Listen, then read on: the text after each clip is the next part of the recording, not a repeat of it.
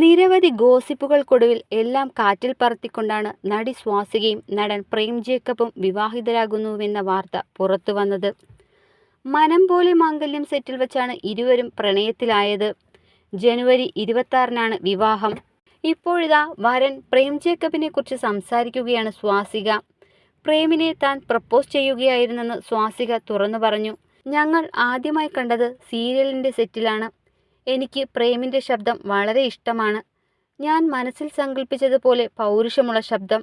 ഞാനാണ് അദ്ദേഹത്തെ പ്രപ്പോസ് ചെയ്യുന്നത്. ഒരു റൊമാൻറ്റിക് സീനായിരുന്നു. തോളിൽ തല വെച്ച് ഡയലോഗ് പറയണം.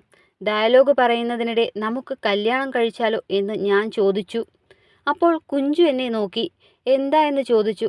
പിന്നെ രണ്ടാമത് അതേ ശക്തിയിൽ ആ ഇഷ്ടം പറയാൻ ഒരു ചമ്മൽ. അടുത്ത ഷെഡ്യൂളിന് വേണ്ടി തിരിച്ചു വരാൻ നേരത്ത് thanks for coming to my life എന്ന് മെസ്സേജ് വന്നു. പിന്നെയുള്ള റൊമാൻറ്റിക് ദിവസങ്ങൾ ഭയങ്കര അടിപൊളിയായിരുന്നു. ഒളിച്ചു നിന്ന് നോക്കും. മോണിറ്ററിൻ്റെ മുമ്പിൽ പോയി കൈയൊക്കെ പിടിക്കും. ലൊക്കേഷനിലുള്ള കുട്ടി റൊമാൻസുകളൊക്കെ നടന്നുപോയി. സ്വാസിക പറഞ്ഞത് ഇങ്ങനെ. ലൊക്കേഷനിലുള്ള കുട്ടി റൊമാൻസുകളൊക്കെ നടന്നുപോയി. സ്വാസിക പറഞ്ഞത് ഇങ്ങനെ.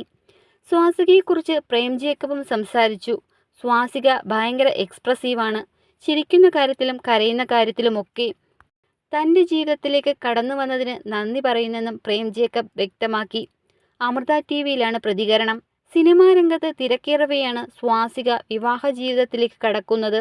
നടിയുടെ പുതിയ ചിത്രം വിവേകാനന്ദൻ വൈറലാണ്. തിയേറ്ററിൽ പ്രദർശനം തുടരുകയാണ്.